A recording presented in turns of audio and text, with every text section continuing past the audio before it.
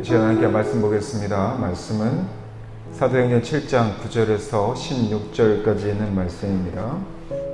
사도행전 7장 9절에 16절에 있는 말씀, 제가 한 절을 읽고 성도분들이 한 절 읽고 나눠서 읽도록 하겠습니다. 사도행전 7장입니다. 제가 가진 성경은 신약성경 197쪽입니다. 우리 교독을 읽도록 하겠습니다. 제가 먼저 한 절 읽도록 하겠습니다. 사도행전 7장 9절부터 16절까지입니다. 제가 먼저 읽겠습니다. 여러 조상이 요셉을 시기하여 애굽에 팔았더니 하나님이 그와 함께 계셔 모든 한란의 건대에서 애굽 앞에서 중종과 죄인을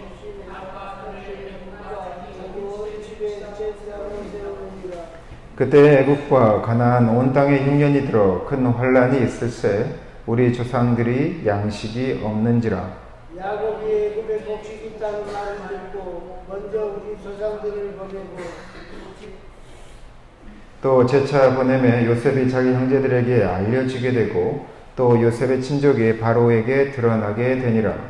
요셉이 전에 애굽진 야곱과 온 친족 75사람을 정하였더니 야곱이 애굽으로 내려가 자기와 우리 조상들이 거기서 죽고 세겜으로 옮기어 아브라함이 세겜 아무의 자손에게서 몸으로 닦고 산 무덤에 장사되니라.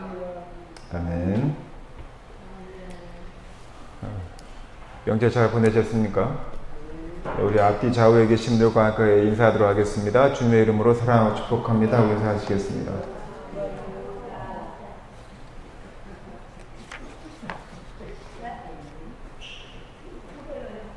네, 긴 명절, 다음 주 수요일까지죠. 돌아오는 수요일까지 명절 연휴가 거의 일주일 이어지고 있는데요. 여기저기 오고 가는 과정 잘 다녀오셨을 거라고 믿습니다.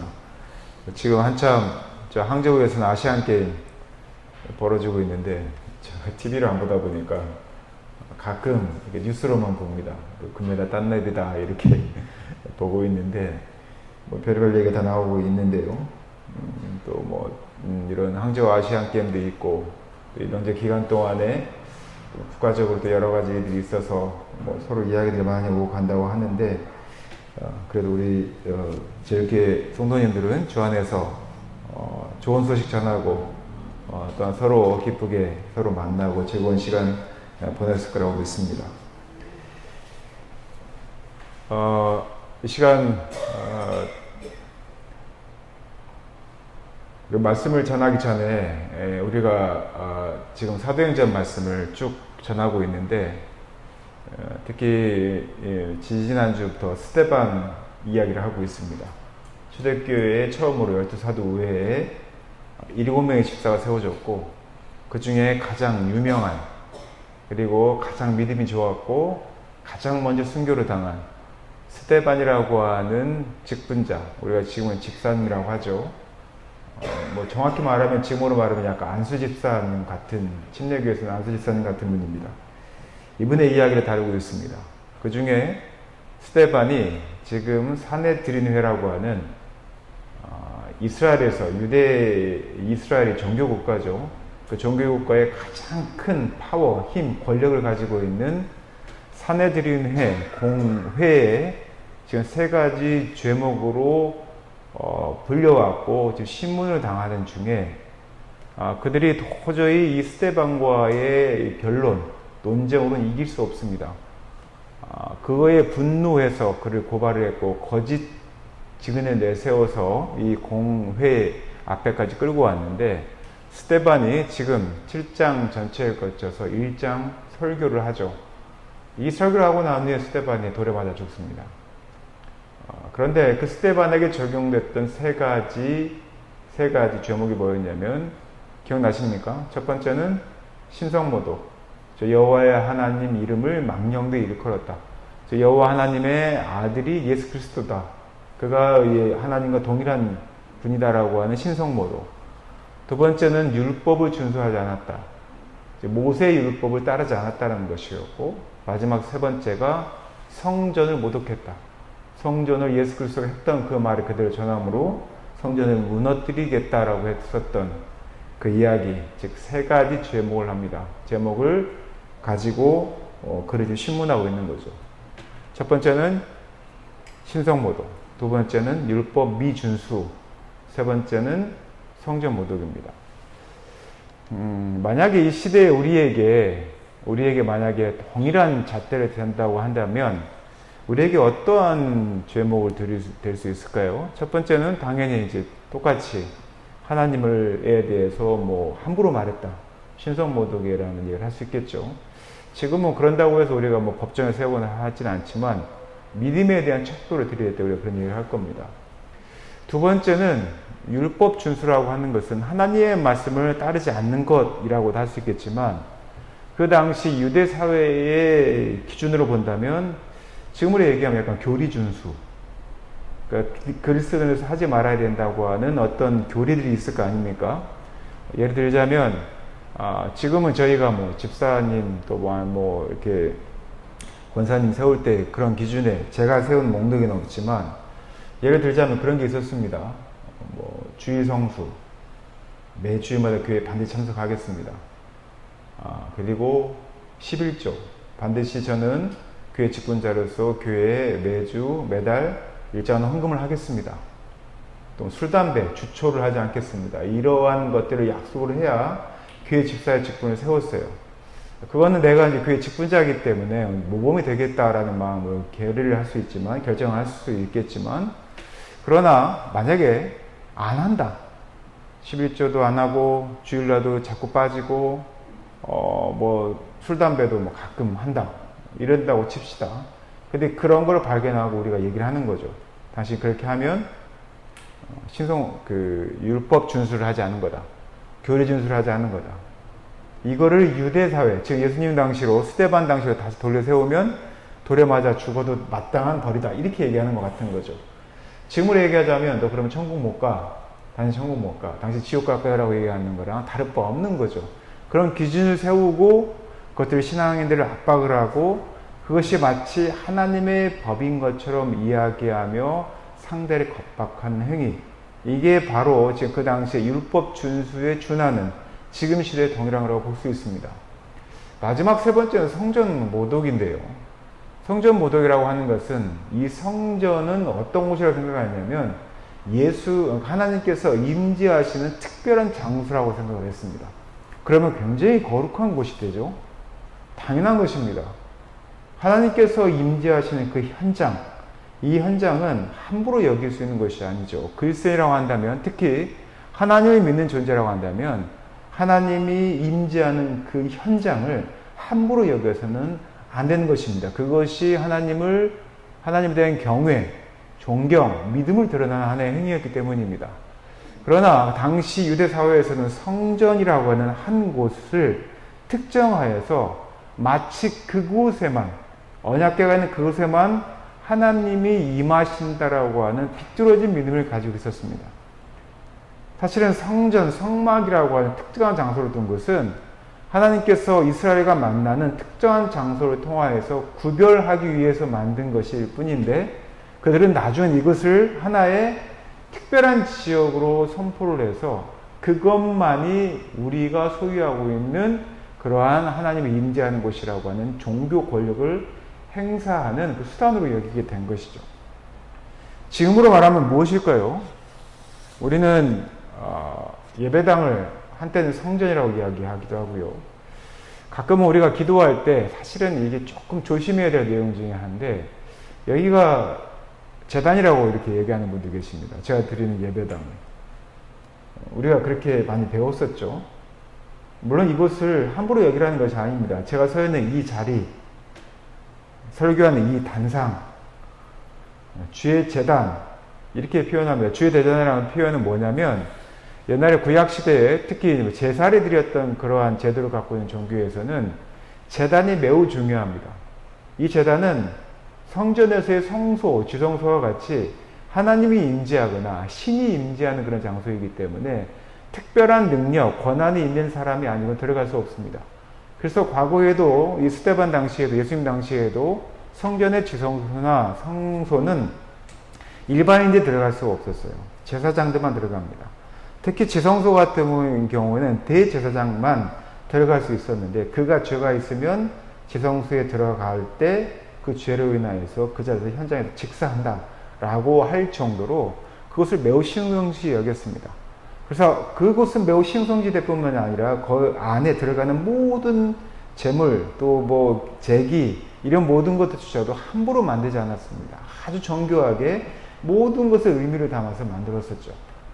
그러나 그 제단의 의미, 성소의 의미, 지성소의 의미는 그 제단과 하나님 사이를 가로막았던 휘장이 찢어짐으로써 그 사이의 가림막이 사라져 버렸습니다. 그 가림막이 사라지게 된 배경, 그 성소의 휘장이 찢어진 위로 다리를 찢어지게 하신 분이 누구냐면 예수 그리스도시죠. 즉 그 이후로부터는 모든 사람들이 제사장으로서 하나님과 직면할 수 있게 되었습니다. 과거에는 예수님 이전에는 실제로 제사장 외에는 그 안에 들어갈 수 없었습니다. 그게 단지 율법이어서가 아니라 하나님께서 정하신 법이었어요. 그러나 예수 그리스도께서 우리를 대신하여 어린 양으로서 아무 죄 없이 십자가에 피 흘려 죽으심으로 그 사실을 믿는 모든 그리스도인들에게 모든 믿는 자들은 제사장의 직분을 갖게 되었습니다. 다시 말하면 우리가 직접 하나님을 대면하여 만날 수 있게 되었다는 것이죠. 즉 대리자가 사라졌다는 겁니다. 대리자는 오직 누구 하나? 예수 그리스도밖에 없게 된 것이죠. 근데 지금도 여전히 많은 분들이 이 강단과 이 강단을 지성소와 성소의 개념으로 두고 이곳에 보이지 않는 휘장을 두는 거예요. 저도 어릴 때 예배 시간에 목사님이 계신 단상에 올라가면 혼났죠. 지금도 아마 불편한 분들 계시고 이 안에 올라오는 것에 대해서. 이곳을 깨끗하게 여기고 존중하는 건 좋습니다. 그러나 이거는 믿음이 아니에요. 이건 신앙이 아니에요.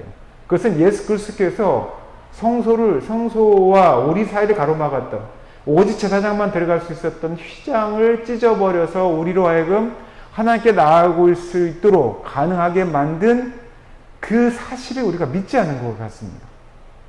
그러니까 여기는 제단이 아니에요. 구약에서 말하는. 여기는 그냥 단상인 겁니다. 그리고 목사는 제사장이 아니에요. 목사들은 여러분들 대신하여서 하나님께 여러분들의 죄를 대신 고할 수도 없고 그리고 여러분들의 죄를 대신하여 사해줄 수도 없습니다. 불가능한 일입니다. 예수 그리스도가 없었다면 예수 그리스도의 죽음과 부활이 없었다면 구약시대와 동일한 제사장의 역할을 목사가 대신할 수 있었겠죠. 그러나 이 시대는 그렇지 않습니다. 그래서 우리 가운데는 많은 것들이 지금 구약시대와 지금은 바뀌었습니다. 스데반은 그 얘기를 하고 있는 거예요. 그러니 얼마나 이스라엘 사회의 유대 종교 지도자들은 그게 얼마나 불편했겠습니까? 지금 만약에 여러분들에게 제가 여러분들 주일 예배 안 오면 주일 성수하지 않으면 이 예배당을 성정처럼 여기지 않으면 저를 제사장으로 여기지 않으면 여러분들이 성전에 드려야 될 성정세와 같은 세겔 즉 헌금을 드리지 않으면 하나님께 예물을 드리지 않으면 여러분들은 구원받지 못합니다.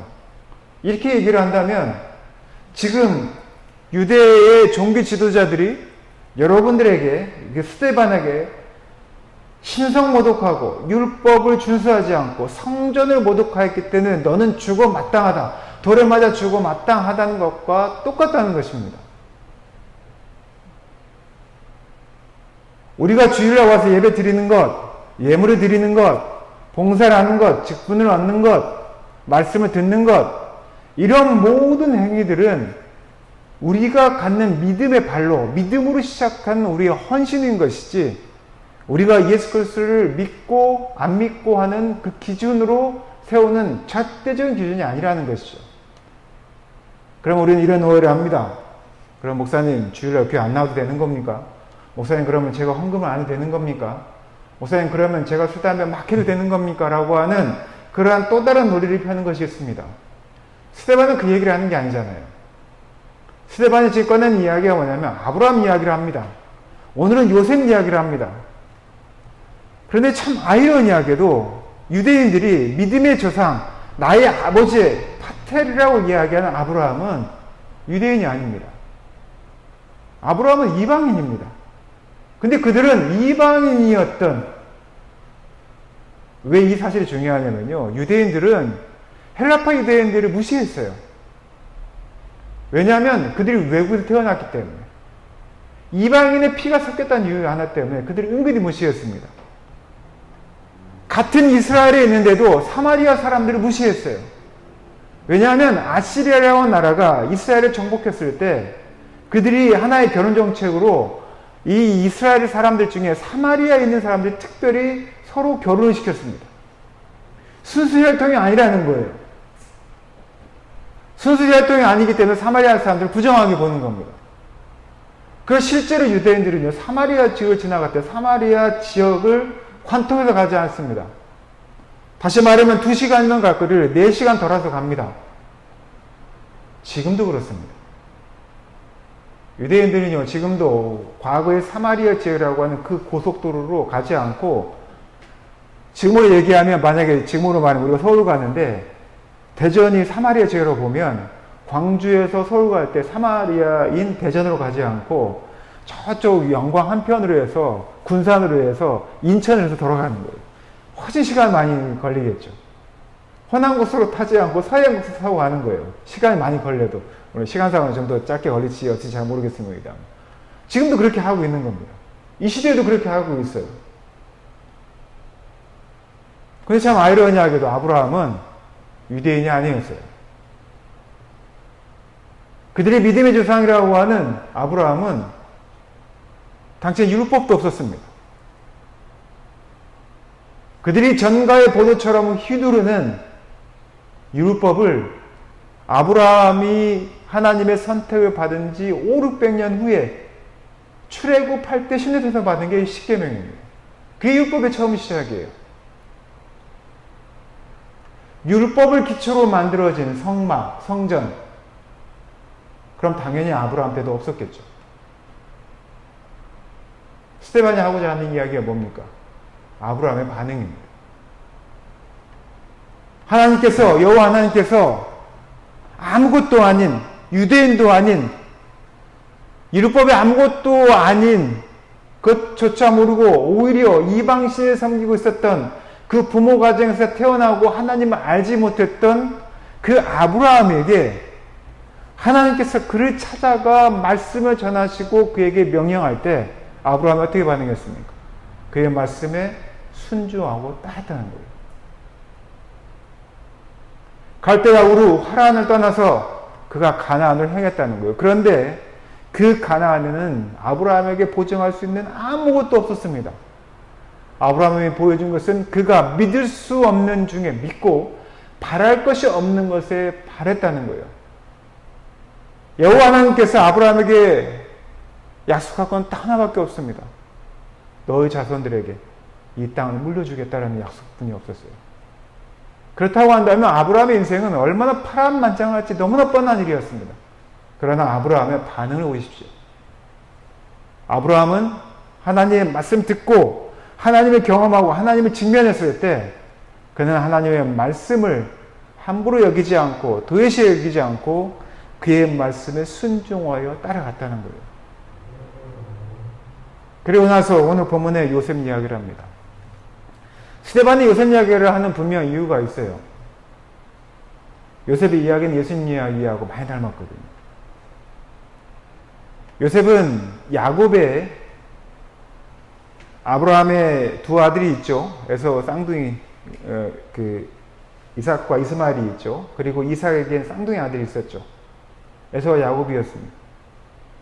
그 중에 이제 야곱의 아들, 증손자입니다. 야곱의 12아들 중에 11번째 아들이 요셉입니다. 근데 이 야곱이 그 하란에, 그 옛날에 그 아브라함이 살던 데죠. 그 하란에 라반이라고 하는 그 삼촌집에서 형을 속였다가 도망을 가게 되죠. 타 쪽으로 장자권 사는 그 유명한 이야기가 있지 않습니까? 도망을 가서 그 외삼촌 집에 사는데 자기가 연모한 여인이 있었어요. 그 여인 이름이 라헬입니다. 라헬하고 결혼하고 싶었어요. 자기 아내로. 옛날에는 친척간에 결혼했기 때문에. 근데 라반이 수를 쓰죠. 너가 나를 위해서 무보수로 7년 동안 일을 하면 내가 너에게 라헬을 주겠다. 그래서 첫날 밤에 누구를 들여보냅니까? 언니를 들여보냈죠. 레아를 들여보냅니다. 근데 라헬을 너무 사랑했어요. 그래서 라헬을 또 당연히 순서상 언니부터 결혼을 해야지. 어때 동생하고 뭐 결혼하냐. 라헬을 다시 주면서 7년을 더 봉사하라고 이야기합니다. 7년을 더 무보수로 봉사를 합니다. 14년을. 그런데 라헬도 없고 레아도 없고 14년을 해서 이제 이 하란을 떠날 수 있게 되었는데 재산이 없는 거예요. 그래서 6년을 더 일을 하고 뭐 이렇게 뭐 지혜라고 이야기하지만 약간 술수에 강한 사람이었죠. 20년 동안 라반의 집에 살다가 20년 만에 떠나오지 않습니까? 그때 자기가 14년을 무보수를 일하면서 얻었던 아내로 취하였던 라헬의 소생이 2명이 있었는데 그 라헬의 소생이 누구냐면 요셉과 그리고 베냐민입니다. 그러니까 사실은 편애를 하게 되는 거죠. 그리고 라헬이 일찍 죽었어요. 그러니까 엄마가 없는 라헬의, 그러니까 자기가 너무 사랑해서 14년 동안 했던 그 라헬의 자녀였던 요셉과 특히 요셉을 너무 예뻐해서 10 형들보다도 요셉에게 자색 옷을 입히고 맛있는 거 사주고 편애를 하게 된 거죠. 그래서 형들이 시샘을 하게 됩니다. 얼마나 시샘이 강했는지 이 양을 치러 왔다가 형들이 그 분한 마음에 요셉을 애굽에 팔아버리죠. 종으로. 얼마나 팔았을까요? 은 20냥에 팝니다. 자, 요셉이 왜 팔렸습니까? 형들의 시샘, 질투. 이 질투의 결과로 형제지간인데 그 형들이 요셉을 팔게 됩니다. 은 20냥에.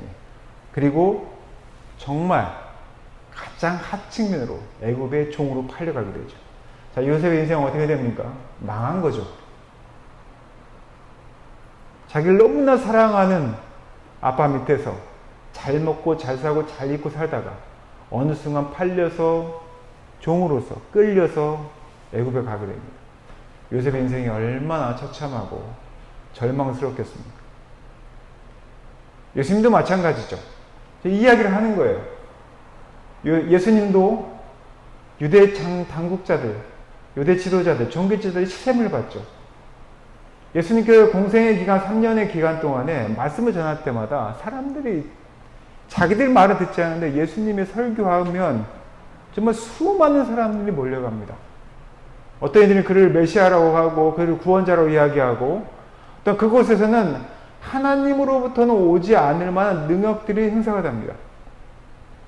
병자들이 낫게 되고 귀신이 쫓아내어지게 되고 그 어떠한 팍식한 사람들이 예수님과 이야기를 해도 예수님의 말씀을 당할 재간이 없는 거예요.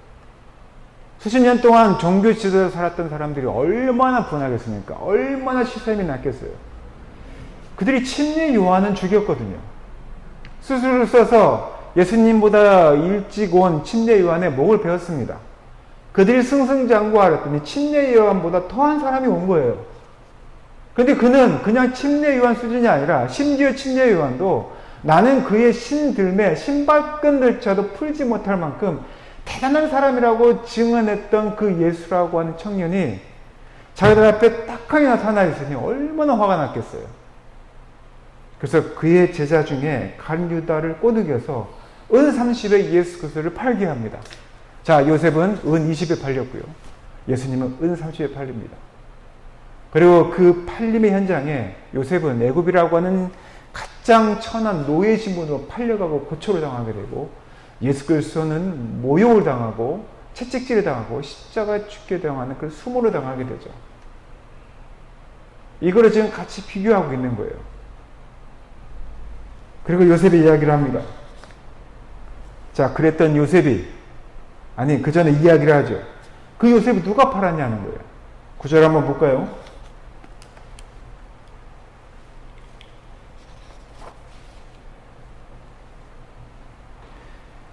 8절에 먼저 한번 읽어볼게요. 할례의 언약을 아브라함에 주셨더니 그가 이삭을 낳아 8년 만에 할례를 행하고 이삭이 야곱을 그리고 야곱이 우리 12조상을 낳았다. 아까 말씀드렸죠. 그 12조상 중에 11번째가 요셉입니다. 여러 조상이 요셉을 시기하여 이렇게 얘기합니다. 그 여러 조상이 누굽니까? 이스라엘이 조상으로 섬기는 파테를, 즉 아버지처럼 여기는 아브라함, 이삭, 야곱 이렇게 여겨진 대리 이어오는 그들의 조상입니다. 당신의 조상들이, 당신의 아버지들이 누구를 시기하여? 요셉을 시기하여 어떻게 하였다? 애굽에 팔아버렸다. 그런데 그럼에도 불구하고 뒷절에 보세요. 뭐라고 되어 있습니까? 하나님이 그와 함께 계셨다 이렇게 얘기를 합니다. 이것은요, 이 표현이 원어로 그때만 계셨다가 아니라 계속해서 함께 계셨다는 미래 완료형입니다. 한때 잠시 있었다는 이야기가 아니라 요셉과 항상 함께 하셨다는 표현입니다. 이게 헬라어가 약간 독특한 표현들이 있는데 미래 완료형이라고 합니다. 요셉이 그때 팔려갈 때만 잠깐 하나님이 계신 게 아니라 요셉과 항상 함께 계셨다라고 하는 그 표현을 하고 있는 거예요. 자, 요셉의 상황은 당신들의 조상에 의해서 은 20냥에 애굽에 팔려갔지만 그러나 우리 하나님께서 여호와 하나님께서 요셉과 항상 함께 계셨다. 자, 그가 어떻게 되었는가 보자 라고 얘기하면 10절 이야기를 합니다. 10절에 보면 이렇게 되어 있습니다. 그 모든 환란에서 건져내사 비록 절망적인 상황이었지만 그 모든 어려움과 고난과 고초 가운데서 건져내사 애굽왕 바로 앞에서 은총과 지혜를 주심에 바로가 그를 애굽과 자기 온 집의 통치자로 세웠다라고 이야기를 합니다. 너희 조상들이 말도 안 되는 이유로 시샘하여서 요셉을 은 20냥에 팔아서 애굽으로 너무나 절망적인 상황에 몰아세웠지만 하나님께서 그와 함께 계셔서 모든 환란에서 그를 건져내셨고 그가 그 나라에서 그 최고의 권력자 앞에서 은총과 지혜를 주셔서 그를 애굽과 그리고 자기 온 집안의 통치자로 세웠다 이렇게 얘기를 합니다. 그리고 그가 야곱과 그의 가족들을 구원하는 구원자가 됩니다.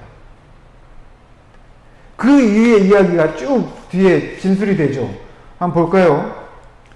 자, 그리고 이렇게 됩니다. 그때 애굽과 가나안 온 땅에 흉년이 들어서 큰 환란이 있을 때 우리 조상들이 양식이 없는지라. 그 당시 애굽과요, 이스라엘과 그 당시 중동 지역에 전 세계가 흉년이 됩니다. 그런데 이 요셉은 미리 준비를 하죠. 이 꿈 때문에 요셉이 총리가 되기도 했고요. 7년 동안, 풍년 동안에 잘 준비해서 나머지 7년을 준비를 합니다. 그때 온 땅에 흉년이 들어 큰 환란이 있을 때 우리 조상들의 양식이 없었다. 제 야곱과 그의 그 가나안에 있는 사람들이 양식이 없어서 지금 굶어 죽게 됩니다. 근데 그 야곱이, 요셉의 아버지 야곱이 애굽에 곡식이 있다는 말을 듣고 먼저 한번 그 조상들, 즉 야곱의 아들들을 보냅니다. 그러다 다시 돌려보냈다가 베냐민을 잡고 다시 또 돌아오게 되는 일이 있죠. 두 번의 방문을 하게 되는데 또 재차 보내매 요셉이 자기 형제들에게 알려지게 되고 그 요셉의 친족이 바로에게 드러나게 되므로 이러한 하나님의 계획 가운데 요셉이 사람을 보내어 그의 아버지 야곱과 그 온 친족 75사람을 청하였더니 야곱이 애굽으로 내려가서 그 친척들이 다 내려와서 자기와 우리 조상들이 거기에서 살다가 죽게 되고 나중에 출애굽 파괴되고 난 후에 세겜, 하나님께서 아브라함에게 약속하셨던 첫 번째 그 장사지, 그것을 세겜으로 옮겨져 아브라함이 세겜의 하물의 자성에서 응으로 값주고 산 무덤에 장사되었다 이야기합니다. 이걸 짧게 이야기하는데요. 야곱의 아들이었던 요셉이 형들에게 팔려서 애굽에 갔다가 흉년이 들어서 야곱과 그 형제들을 구원한 이야기가 나옵니다. 그래서 애굽으로 전부 오게 됩니다. 그곳에서 총리였던 요셉의 밑에서 야곱과 그 형제들, 친척들이 생명을 유지하게 되죠. 그리고 나서 430년이 지나서 출애굽을 하게 됩니다. 모세의 영도하에서 가나안을 하게 되죠. 이 모든 일들이 이루어지는 그 과정들을 이제 간단하게 서술을 하고 있는 거예요. 아브라함의 증손자인 요셉, 그가 형들의 시샘에 의해서 애굽으로 팔려갈 때까지만 하더라도 요셉에게는 아무런 희망이 없었습니다. 그러나 성경은, 구약은 그 요셉과 항상 하나님 함께 하셨다라고 이야기하고, 하나님께서 어떻게 요셉을 구원하셨는지, 또한 그의 가족들을 구원하셨는지 창세기 역사를 통해서 보여주고 있습니다. 그것이 어떻게 출애굽까지 이어지는지 스데반이 그 이야기를 하고 있는 거예요. 예수님이 그러셨다는 겁니다. 하나님의 아들인 예수 그리스도, 예수 그리스도께서 구약에 예언하신 대로 그 예언을 성취하기 위해서 이곳에 오셨는데, 그러한 예수 그리스도를 시세마에서 은30에 감리도라 하여금 팔아넘기게 했고 십자가에 예수를 죽게 하지 않았느냐. 그 예수 그리스도가 어떠한 분인지 구약을 통해 너희가 알고 있지 않느냐. 하나님이 예수 그리스도와 함께 하셨기에 예수 그리스도를 통하여서 그러한 능력들을 보여주셨고, 도저히 하나님이 아니고서는 하지 못할 그러한 놀라운 기적들과 이적들을 너희에게 보여주셨음에도 불구하고 왜 너희들은 그 일을 믿지 않느냐. 아브라함에 나타나셨던 그러한 하나님인 것처럼, 요셉에게 나타나셨던, 요셉에게 보여주셨던 하나님의 계획처럼 예수 그리스도를 통하여서 하나님이 이루실 그 기적이 무엇인지, 그 미래가 무엇인지 너희가 너무나 뻔히 알고 있지 않느냐. 나는 지금 그 이야기를 하고 있는데 왜 너희들은 나로 하여금 신을 모독하고 율법을 준수하지 않고 성전을 모독하고 있느냐라고 이야기하느냐. 자, 아브라함과 요셉에게 성전이 있었느냐, 율법이 있었느냐? 그렇지 않다. 오직 요셉과 또한 그의 징조가 보였던 아브라함이 보여주었던 것은 그 하나님이 그들과 함께 했을 때, 그들에게 임재했을 때 그들이 믿음을 잃지 않고 하나님 말씀에 순종하여 살아간 인생이다. 아브라함을 보라, 요셉을 보라. 요셉은 아무것도 바랄 수 없는 지경에 애굽으로 갔음에도 불구하고 그곳에서 하나님을 믿는 믿음을 세움으로 하나님께서 요셉을 통하여서 그의 가족들을 구원할 계획을 세우지 않았더냐, 이 이야기를 하는 겁니다. 이게 지금 스데반의 처지와 다를 바가 없습니다. 스데반은 지금 예수님과 동일하게 십자가에 매달려 죽을 수도 있고요, 돌에 맞아 죽을 수도 있는 그러한 죄의 명으로 공회의원들 앞에 있습니다. 신성모독, 율법모독, 성전모독, 이 세 가지 중에 단 한 가지만 해당돼도 돌에 맞아 죽습니다. 십자가에 죽을 수도 있어요. 십자가형은 어려운 게, 십자가형은 반드시 로마의 결제가 있어야 합니다.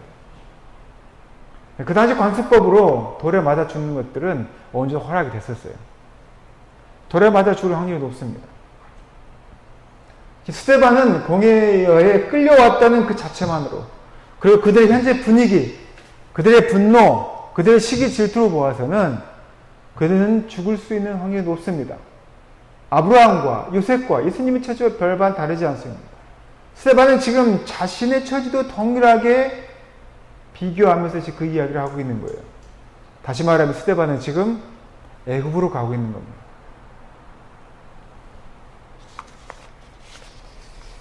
우리 인생에 애굽이 얼마나 많습니까? 우리는 안전한 길을 선호하죠. 자녀들에도 그 얘기합니다. 이렇게 A, B, C, D 이렇게 가는 게 우리에게 가장 안전한 길이야. 그렇게 가라고 끊임없이 이야기하고 그런 틀 안에 아이들을 가두기도 합니다. 저도 마찬가지입니다. 저희 첫째도 이제 고3인데 항상 궁금한 게 너 뭐 할 거야? 꿈이 뭐야? 뭐 어떤 진로 선택할 거야? 아빠는 너 이거 했으면 좋겠어. 너 이거 하면 낫겠네? 뭐 이런 이야기를 합니다. 왜 그런 이야기를 하죠, 우리가? 우리의 경험에 보면, 대체적으로, 일반적으로 보면, 이렇게 가는 게 가장 편안한 삶이고, 또 가장 행복하게 살 것 같고, 또 안정된 삶일 것처럼 생각을 합니다. 그래서 솔직히, 우리 인생이 그렇습니까? 여러분들 인생은 어떻습니까? 여러분들 인생은 정해진 룰대로 다 따라와서 항상 행복하셨습니까? 아니면 도처에 내가 정말 예상치도 못한 애굽으로 가는 결정을 하게 되고, 또한 그런 상황이 됐을 때 하나님은 원망하기도 하고 절망하기도 하고 우왕좌왕하기도 했던 경험들이 너무나 많지 않습니까? 대부분의 인생은요, 항상 애굽을 경험합니다. 저도 마찬가지고 여러분도 마찬가지입니다. 크든 작든 우리는 항상 애굽으로 갑니다. 그런데 우리 인생을 보면, 또한 성경에서 보면 애굽으로 가도 괜찮습니다. 오히려 그리스도인으로 살아가다가 하나님 말씀대로 살아가다가 애굽으로 가는 것, 요셉과 같이 애굽으로 가는 것은 누구에게는 아주 저주스러운 일, 절망스러운 일처럼 보일지 모르겠지만 하나님의 입장에 보아서는 요셉에게도 또한 이스라엘 입장에서도 구원의 계획을 세우는 그런 첫 시작일 수도 있다는 것이죠. 문제는요, 요셉이든 아브라함이든 예수님이든 스데반이든 이 상황에서 하나님의 말씀에 우리가 어떻게 반응하냐는 겁니다.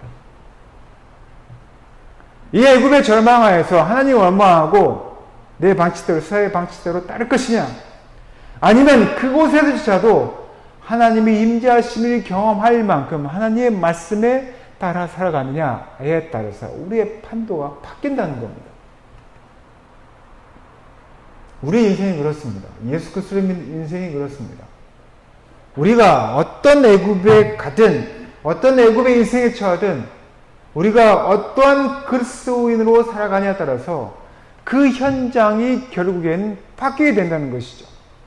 그것이 하나님의 역사가 있는 곳이 되느냐, 아니면 그냥 끝까지 저주스러운 인생으로 바뀌느냐 하는 것은 내가 성전을 모독했다고 하는, 율법을 모독했다고 하는 그들의 말이 아닌 내가 하나님의 말씀에 어떻게 반응하느냐에 달려있다는 거예요. 그래서 제가 여러분들 서두에 그 말씀을 드리는 겁니다.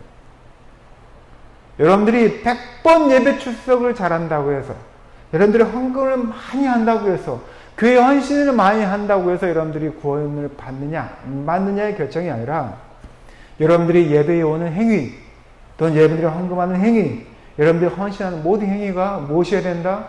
하나님의 말씀에 대한 반응이어야 된다는 거예요. 여러분들 주일날 하나님의 말씀에 반응에 의해서 교회에 오지 못할 수도 있습니다. 그래서 저는 그런 걸로 정죄하지 않습니다. 아니, 정죄할 수 없습니다. 그러나 저도 여러분들이 말씀에 순종하여서 또는 말씀을 사모하여서 또한 이 공동체에 대한 어떤 헌신과 또한 하나님의 말씀에 대한 반응으로 이 예배에 오신다면 이 예배에 대한 느낌, 예배에 대한 헌신, 예배에 대한 여러분들의 은혜가 전혀 달라질 거라는 거예요. 의무적으로 온다든지 어떠한 다른, 예를 들자면 이 사람들 만대로 돌에 맞아 죽을까봐, 지옥에 갈까봐 예배당에 오는 그런 행위들은 믿음의 발로가 아니지 않습니까? 말씀에 대한 반응이 아니지 않습니까? 하나님은 또한 그런 걸 요구하지도 않습니다. 이 자리에 오든 이 자리에 오지 않든 이 자리에 오지 못할 어떤 이유가 있든 여러분들이 그런 모든 이유들이 하나님의 명령, 하나님의 말씀에 대한 여러분들의 반응이었으면 좋겠다는 거예요. 그래서 저는 주일 성도나 11조나 아니면 헌신이나 여러 가지 행위들에 대해서 교리를 둠으로 여러분들이 신앙생활을 하는데 도움이 되는 것들이지 구원의 절대적인 요소는 아니다, 이렇게 말씀드리는 거예요. 말씀에 맺겠습니다. 애굽으로 가도 좋습니다. 우리는 아브라함과 요셉과 예수님과 스데반을 통해서 그들을 통한 하나님의 비밀을 우리는 알고 있습니다. 우리가 어떻게 하나님의 말씀에 반응하는가, 이것이 매우 중요하다는 것. 우리가 말씀을 들을 때 그 말씀을 어떻게 받아들이고 어떻게 순종하고 하나님의 임재를 경험하는가, 이것을 사모하는 게 매우 중요하다는 거예요. 사실은 여러분들 주일 예배 드리는 것도 매우 중요한데, 사실은 여러분들 삶에서 가장 중요한 것은 여러분들의 애굽으로 갔을 때입니다. 여러분들 삶의 현장에서 애굽은 어디입니까? 저는 교회가 애굽이 돼서는 안 된다고 생각해요. 교회가 여러분들 절망스럽게 하는 장소가 돼서는 안 되잖아요. 어떻게 요셉으로 보면 교회는 요셉에게는 야곱의 품과 같은 것이 되어야 합니다. 축복을 누리고 사랑을 누리고 행복감을 느끼는 곳이 교회가 되어야죠. 여러분들의 애굽은 어디겠습니까? 여러분들의 삶의 현장입니다. 삶의 현장으로 갈 때보다 힘들고 어려울 거 아니에요. 그런데 그곳에서는 하나님의 임재를 경험하게 되면 그 현장에 박히게 된다는 거예요.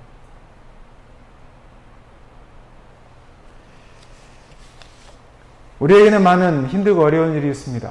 여러분들 혹시 머피의 법칙 아십니까? 인터스텔라라고 하는 영화에 보면 머피의 법칙 이야기 나오는데요. 그 머피의 법칙에서 아버지가 딸에게 그런 설명을 합니다. 왜 내 인생이 이렇게 불행한지 모르겠다. 머피의 법칙이 뭡니까? 나는 왜 그런 일이 항상 나에게 벌어지는지 모르겠다는 거잖아요. 왜 내가 있는 곳에 항상 그런 일이 벌어지지? 나는 좀 불행한 것 같아. 내가 가면, 예를 들면, 내가 막 가자마자 버스가 떠납니다. 이런 걸 머피의 법칙이라고 그러죠. 내가 뭔가 하면 뭐가 안 되는 것 같아요. 근데 그 아버지가 그런 얘기를 합니다. 그것은 이미 네가 지나가서 이미 벌어진 일이야. 그러나 이 벌어진 일에 대한 해석을 머피의 법칙으로 생각하면 항상 불행한 거예요. 이미 벌어진 일을 우리는 되돌릴 수는 없지 않습니까? 되돌릴 수 있습니까? 내가 아파요. 아픈 일을 되돌릴 수는 없지 않습니까? 겪어내거나 앞으로 우리가 이 병을 어떻게 치료하느냐가 중요한 거죠. 그 관계에서 내가 어떤 마음을 먹는 게 중요해요. 사람과의 관계도 그렇고 내 환경도 마찬가지입니다. 그리스도인들에게는 끊임없이 그리스도를 하다 보면 그러한 일들이 우리에게 닥칩니다. 특히 그리스도인이라고 한다면 애굽에선 하나님의 임재 가운데 우리가 경험할 많은 일들이 있습니다. 그러나 그것을 승리하는 방법이 무엇인지 우리는 알아야죠.